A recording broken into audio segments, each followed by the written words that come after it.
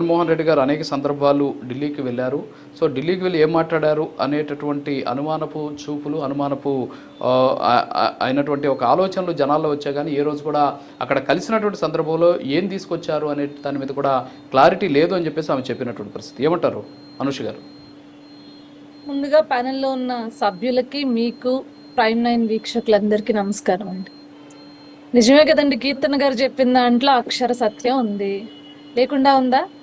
ఎప్పుడైనా సరే జగన్మోహన్ రెడ్డి గారు ఢిల్లీ నుంచి వచ్చిన తర్వాత ఇమీడియట్గా ప్రెస్ మీట్ పెట్టిన రోజులు చూసారా మీరు? ఏ వ్యవహారం కోసం, ఏ వేటి గురించి అడగడం కోసమో, లేకపోతే రాష్ట్ర అవసరాల కోసమా, సొంత స్వప్రయోజనాల కోసమా, ఎక్కడికి వెళ్ళారు, ఎప్పుడు వెళ్ళారు, ఎవరిని కలిసారు, ఏం మాట్లాడుతున్నారు అనే ఒక చిన్న ఇంటిమేషన్ కూడా ఉండేది కాదు.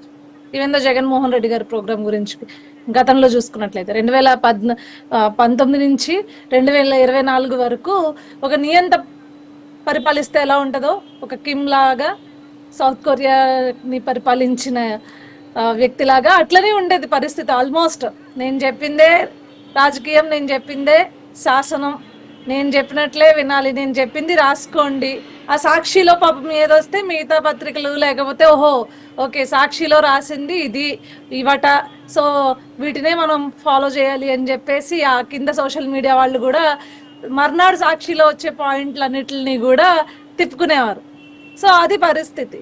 కానీ ఈరోజు ఏ నాయకుడు వెళ్ళినా, కూటమి ప్రభుత్వంలో ఉండే ఏ నాయకుడు వెళ్ళినా, అది చంద్రబాబు నాయుడు గారు కావచ్చు, లోకేష్ గారు కావచ్చు, పవన్ కళ్యాణ్ గారు కావచ్చు, ఏ నాయకుడు వెళ్ళినా దేనికోసం వెళ్తున్నాము ఢిల్లీ అనేది, ఏ మంత్రులుగా, ఏ శాఖకు సంబంధించిన మంత్రుల్ని కలుస్తున్నాము, రాష్ట్రం కోసం, రాష్ట్ర అవసరాల కోసం, పెట్టుబడుల గురించి, లేకపోతే రాష్ట్రానికి తీసుకొచ్చే నిధుల గురించి, సంక్షేమం, రాష్ట్రం కోసం ఉపయోగించే సంక్షేమం గురించి, ప్రతిదాని గురించి ప్రభుత్వ పెద్దలతో నిర్ణయించి ఇలాంటిది కావాలి, రాష్ట్రానికి అవసరం ఉంది, ఈరోజు సన్ రైజ్ స్టేట్ గా ఆంధ్రప్రదేశ్ నడుస్తూ ఉంటుంది, రేపొద్దున డెఫినెట్లీ మీరు ఒక గ్రోత్ ని ఇండియాకి మేము అప్పచెప్తాము, రాష్ట్రాన్ని అభివృద్ధి చేసి మరొక మెట్రో సిటీస్ ని ఆంధ్ర రాష్ట్రం నుంచి మేము అప్పచెప్తాం, మెట్రో క్యాపిటల్ ని మేము అప్పచెప్తాము అని చెప్పేసి ధీమాగా విజన్ 2047 అని చెప్పినా కానీ, లేకపోతే ఈరోజు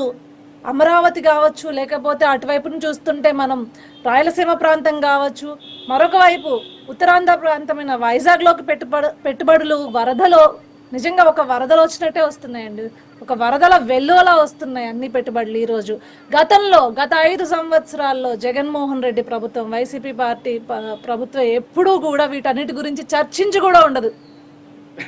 డిబేట్స్లో నాకు తెలిసి చర్చించి కూడా ఉండదు వీటన్నిటి గురించి. పాపం శేఖర్ రెడ్డి గారు నవ్వుకుంటున్నారు కానీ ఏం వచ్చినాయి, ఏం తెచ్చారు, ఏ పెట్టుబడులు రాష్ట్రానికి వచ్చినాయి అని చెప్పేసి కనీసం ఏ డిబేట్స్లోని చర్చించి కూడా ఉండని పరిస్థితి గతంలో. కానీ ఈరోజు ప్రతి ఒక్కరు బూతులు తగ్గించి, డిబేట్స్లో కావచ్చు, లేకపోతే చర్చల్లో కావచ్చు, బూతులు తగ్గించి ప్రశాంతంగా రాష్ట్రానికి వచ్చే పెట్టుబడుల గురించి కావచ్చు, లేకపోతే అసెంబ్లీలో జరుగుతున్న నిర్ణయాల గురించి కావచ్చు, మంత్రులు కావచ్చు, ముఖ్యమంత్రి కావచ్చు, డిప్యూటీ సీఎం గారు కావచ్చు, వారు మాట్లాడుతున్న ప్రసంగాల్లో తీసుకునే మంచి గురించి కావచ్చు, లేకపోతే రాష్ట్రం బాగుండాలి, యువత చెడిపోకూడదు, చెడు మార్గం పట్టకూడదు అని చెప్పేసి పబ్లిక్ ఆర్గనైజేషన్స్ ఏవైతే ఉన్నాయో, గవర్నమెంట్ ఆర్గనైజేషన్స్ ఏవైతే ఉన్నాయో వాటితో పాటు సంయుక్తంగా గవర్నమెంట్ చేస్తున్న ప్రచారాలు కావచ్చు, వీటన్నిటి గురించి ఒక మంచి జనాల్లో కనిపిస్తుందండి. ఒక పాజిటివ్ సైన్లో ఈరోజు స్టేట్ నడుస్తున్న పరిస్థితి అయితే కనిపిస్తుంది అనమాట.